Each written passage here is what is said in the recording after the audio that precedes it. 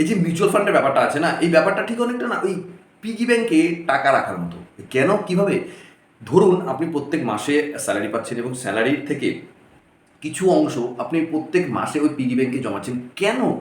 কারণ আপনি ওই 1 বছর 2 বছর 3 বছর ধরে যখন পিগি ব্যাংকে একটা টাকা রাখবেন, তখন আপনার কাছে একটা লাম সাম অ্যামাউন্ট আপনার হবে। কিন্তু এই যে মিউচুয়াল ফান্ডের ব্যাপারটা না, এটাও ঠিক তেমন। আপনি প্রত্যেক মাসে স্যালারির পর আপনি ওখান থেকে কিছু কিছু টাকা, 500, 1000 হোক, 1500, 2000, আপনি কিছু কিছু টাকা এই ফান্ডে আপনি জমা করলেন। এক্ষেত্রে সুবিধাটা কি? মানে পিগি ব্যাংকে যখন আপনি টাকাটা রাখছেন, সেক্ষেত্রে কিন্তু আপনি শুধু আসল টাকাটাই পাচ্ছেন, ইন্টারেস্ট পাচ্ছেন না। এবং মিউচুয়াল ফান্ডেও কিন্তু একটা ছোট্ট পিগি ব্যাংক, যেখানে আপনি অল্প অল্প করে কিছু টাকা রাখবেন এবং লামসাম অ্যামাউন্ট তো হবেই। সেক্ষেত্রে আপনি কিন্তু একটা ইন্টারেস্ট জেনারেট করতে পারবেন, যেটা সাধারণত 12 থেকে 17% মধ্যে কিন্তু ইন্টারেস্টে কম্পাউন্ডিং হবে।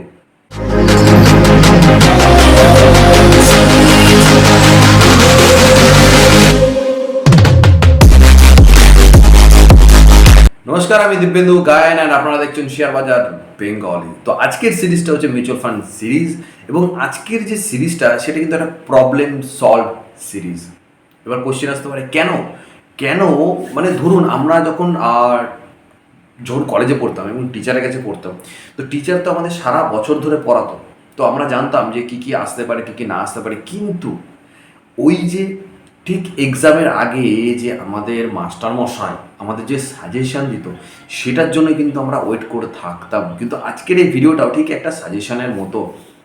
কারণ মিউচুয়াল ফান্ডের ব্যাপারে আমরা কিন্তু জানি, এসআইপির ব্যাপারে আমরা জানি, ওয়ান টাইম ইনভেস্টমেন্টের ব্যাপারে জানি, কিন্তু আমাদের সমস্যাটা কোথায় হয় জানেন? ফান্ড চুজ করা। কোন ফান্ডে ইনভেস্ট করবো? আমি যদি ইকুইটি ফান্ডের কথা বলি, সেক্ষেত্রে কিন্তু লার্জ ক্যাপ, মিড ক্যাপ এবং স্মল ক্যাপ ফান্ড কিন্তু 3 ধরনের ফান্ড হয়। ওকে, তো লার্জ ক্যাপে আমাদের কি হয়? লার্জ ক্যাপ যে ফান্ডগুলো, সেগুলো কিন্তু রিটার্ন পাওয়ার সম্ভাবনাটা একটু কম, কারণ সেগুলো অলরেডি লার্জ ক্যাপ হয়ে গেছে। ওকে, সেগুলো কিন্তু আপনার পোর্টফোলিও ব্যালেন্স করার ক্ষেত্রে লাগে এবং সিকিউর করার ক্ষেত্রে লাগে। ওকে, তো মিড ক্যাপ ফান্ড যেগুলো হয়, সেগুলো কিন্তু লার্জ ক্যাপের থেকে একটু বেশি রিস্ক হয়, কারণ সেইগুলো মিড ক্যাপগুলো লার্জ ক্যাপ হওয়ার সম্ভাবনা থাকে। সেক্ষেত্রে সেখানে কিন্তু ইনভেস্টমেন্টের রিটার্নটাও কিন্তু একটু বেশি পাওয়া যায়। এবং স্মল ক্যাপ, যেটা কিন্তু একদমই হাই রিস্ক একটা স্মল ক্যাপ, যদি আপনি 20s মধ্যে হন বা 30s ভেতরে হন, তাহলে কিন্তু আপনি স্মল ক্যাপে একটু বেশি অ্যামাউন্ট রাখতে পারেন। সেক্ষেত্রে কিন্তু স্মল ক্যাপে রিটার্ন পাওয়ার চান্সটা কিন্তু অনেকটা বেশি মিড ক্যাপ এবং লার্জ ক্যাপের থেকে, কারণ স্মল ক্যাপ আগে মিড ক্যাপ হবে, মিড ক্যাপ থেকে লার্জ ক্যাপ হবে। তো সেক্ষেত্রে আমার কিন্তু রিটার্ন পাওয়ার সম্ভাবনাটা অনেকটাই বেশি। তাই আজকে আমি আপনাদের সাথে এমন 5টা স্মল ক্যাপ ফান্ড আমি আপনার সাথে শেয়ার করবো, যেগুলো কিন্তু একটা মডারেট রিটার্ন কিন্তু 1 বছরে, 3 বছরে, 5 বছরে দিয়েছে, এবং আগামী 5 বছর 10 বছরের জন্য কিন্তু এই ফান্ডটা ভালো পারফরমেন্স করতে পারে। ওকে, সেক্ষেত্রে আমাদের প্রত্যেক বছর একটু অ্যানালাইজ করতে হবে কেমন যাচ্ছে না যাচ্ছে। ওকে, আর যেই ফান্ডগুলো আমি আমার সাথে শেয়ার করবো, সেগুলো কিন্তু একদম লো এক্সপেন্স রেশিও। সেক্ষেত্রে কিন্তু আমাদের রিটার্ন পাওয়ার সম্ভাবনাটা বেশি, এবং এক্সপেন্স রেশিও যেটা, সেটা কিন্তু অনেকটাই তুলনায় কম।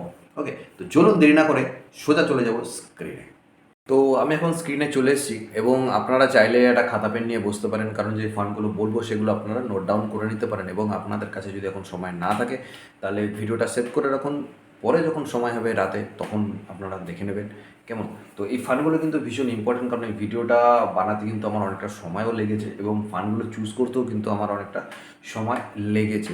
তাই ভিডিওটা যদি ভালো লেগে থাকে, তাহলে প্লিজ লাইক করবেন, কমেন্ট করবেন, এবং অবশ্যই বন্ধুদের সাথে শেয়ার করবেন। তো চলুন শেয়ার করা যাক আপনার সাথে ফান্ডগুলো।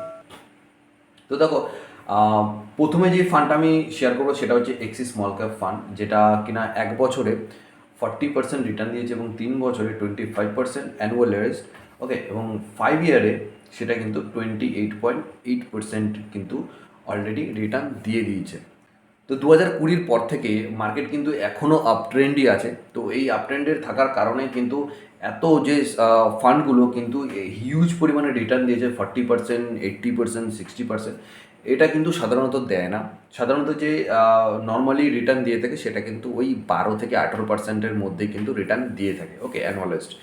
তো সেক্ষেত্রে আরেকটা জিনিস খেয়াল রাখতে হবে যে 2020 পর থেকে যেহেতু মার্কেট এখন আপ ট্রেন্ড বা বুলিশ মার্কেট, সেহেতু কিন্তু এত রিটার্ন কিন্তু দিয়ে দিয়েছে। এবং ইন ফিউচারে হতে পারে যে 1 বছর পরে বা 1.5 বছর ধরে মার্কেট কিন্তু ডাউন থাকলো। তো এই ডাউন থাকাকালীন যে আমি এসআইপি বন্ধ করে দেবো বা এসআইপি করবো না, এমনটাও কিন্তু নয়। তো আমাদের কাজটা হচ্ছে লং টার্ম প্রসপেক্ট নিয়ে ইনভেস্ট করা। আমরা তো নিশ্চয়ই 6 মাস 1 বছরের জন্য ইনভেস্ট করবো না, আমরা করবো 5 বছর 10 বছরের জন্য ইনভেস্ট। ওকে, তাই এইসব ফান্ডগুলোতে আপনারা নজর রাখতে পারেন, এবং টোটাল যে আপনি যখন ইনভেস্ট করবেন সেটা কিন্তু টোটালটাই আপনার ওপর নিজের আপনার ওপর নির্ভর করছে। কারণ ইনভেস্ট করার আগে অবশ্যই নিজেরাও ফান্ডগুলো নিয়ে একটু অ্যানালিসিস করে নেবেন এবং তারপরেই কিন্তু ইনভেস্ট করবেন। আর এই ভিডিওটা শুধুমাত্র আপনাদের কাছে একটা এডুকেশনাল পারপাসের জন্য, যে কীভাবে ফান্ড চুজ করতে হয় বা কী কী জিনিস দেখতে হয় যে ফান্ড নেওয়ার আগে, তো সেই জিনিসগুলি আপনাদের সাথে আমি শেয়ার করবো।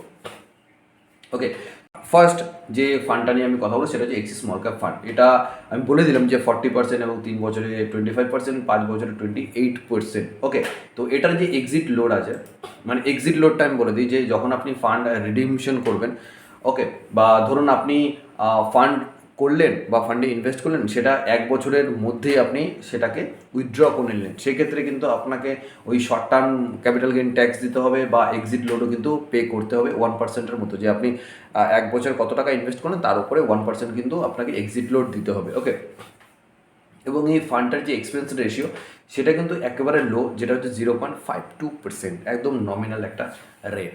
ওকে, তো এবং সেকেন্ড যে ফান্ডটা নিয়ে আমরা আলোচনা করবো সেটা হচ্ছে Canara Robeco small cap fund direct growth. Okay, তো এই ফান্ডটাও দেখতে পাচ্ছ যে 1 বছরে 44.9% এবং 3 বছরে 29.12% এবং 5 বছরে 31.34%।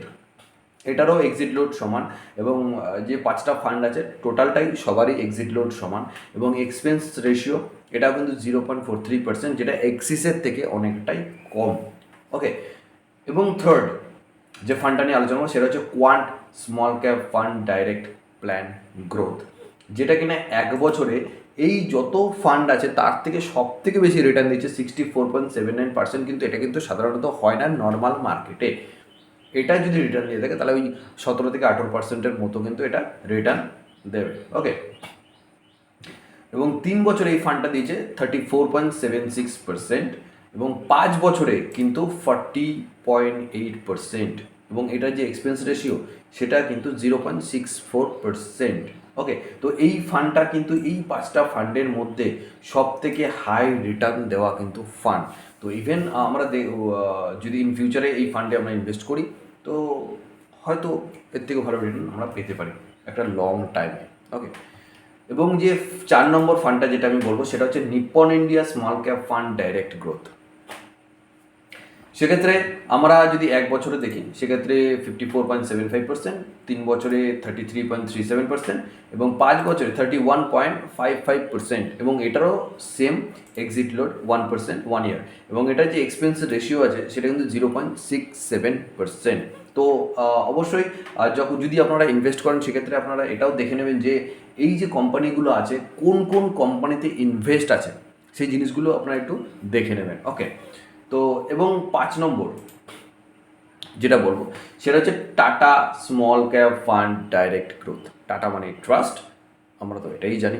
তো টাটার ফান্ড, ওকে, তো এটার যেটা রিটার্ন দিয়েছে সেটা কিন্তু 40.82% এবং 3 বছরে 28.64% এবং 5 বছর 29.33%, যেটা কিনা এক্সিট লোড আছে 1% 1 ইয়ার। তো এই ফান্ডটা আরেকটা জিনিস বলে দিই যে 1% 1 ইয়ারে অবশ্যই, কিন্তু আপনি যে 1 বছর ধরে ইনভেস্টমেন্ট করবেন সেটা যদি 1 বছরের মধ্যে আপনি তুলে নেন, সেটা যদি আপনি 1 বছরে যা ইনভেস্টমেন্ট করেছেন সেটা 12% যদি আপনি রিডিমশন করেন সেক্ষেত্রে আপনাকে 1% কিন্তু এক্সিট লোড দিতে হবে।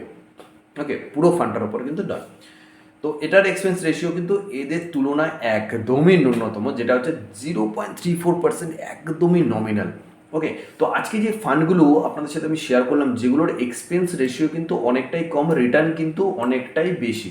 1 বছরের রিটার্ন দেখতে পাচ্ছেন, যারা 1 বছর ধরে ইনভেস্ট করেছেন তারা কিন্তু এইসব ফান্ডগুলোতে দেখো 40%, 54%, 60%, প্রায় সব কটা ফান্ড কিন্তু 1 বছরে 40%-এর উপর রিটার্ন দিয়েছে। যেখানে আপনি যদি ব্যাংকে রাখতেন সেখানে আপনাকে দিত, সেভিংস রাখলে 4% এবং আপনি যদি নর্মাল অন্য কোথাও রাখতেন সেখানে হয়তো 7%, ফিক্সড ডিপোজিটে 7% বা পিপিএফে আপনাকে 8.1% দিত। ওকে, সেক্ষেত্রে কিন্তু মিউচুয়াল ফান্ডে এবং আপনি যদি পিগি ব্যাংকে টাকা রাখতেন সেক্ষেত্রে কিন্তু আপনার রিটার্ন কিছুই আসতো না, হয়তো অ্যাকচুয়াল টাকাটা জমতো। ওকে, তো এটাই হলো মিউচুয়াল ফান্ডের সুবিধা। যদি আমরা পিগি ব্যাংকের মতো একটা লং টাইম ফ্রেম ধরে আমরা যদি ইনভেস্ট করতে থাকি সেক্ষেত্রে কিন্তু অনেকটা রিটার্ন আমরা পেতে পারি এবং আমাদের কিন্তু ভালোই হতে পারে। যেমন আমরা কোথাও ঘুরতে গেলাম, 5 বছর পরে আমি বিদেশে ঘুরতে যাবো, সেক্ষেত্রে আপনার হতে পারে যে একটা অ্যামাউন্ট আপনার লাগবে, সেই অ্যামাউন্টটা ক্যালকুলেট করে আপনি আজকে থেকে জমানো শুরু করুন। সেক্ষেত্রে দেখতে পাবেন আপনি যে ঘুরতে যাবেন অ্যামাউন্টটা আপনি সিলেক্ট করেছেন, সেক্ষেত্রে দেখা হতে পারে যে আপনার যে আসল টাকা সেখান থেকে হাফ টাকা তো প্রফিটেই চলে আসলো, তো আপনার তো হাফ টাকা বেঁচে গেল। This is call mutual fund. তো ইনভেস্ট করতে হবে, ইনভেস্ট নিশ্চয়ই করা উচিত। তো আজকের ভিডিওটা এই অবধি। নেক্সট ভিডিওতে অবশ্যই ভালো কিছু থাকবে আপনাদের জন্য এবং মিউচুয়াল ফান্ডের ওপরেই থাকবে। তো আপনাদের যদি মিউচুয়াল ফান্ড রিলেটেড কোনো কোয়েশ্চেন থাকে আপনারা প্লিজ কমেন্ট করে জানান এবং এই ভিডিওটা কেমন লাগলো সেটাও অবশ্যই কমেন্ট করে জানাবেন। তো চলুন দেখা হবে নেক্সট ভিডিওতে।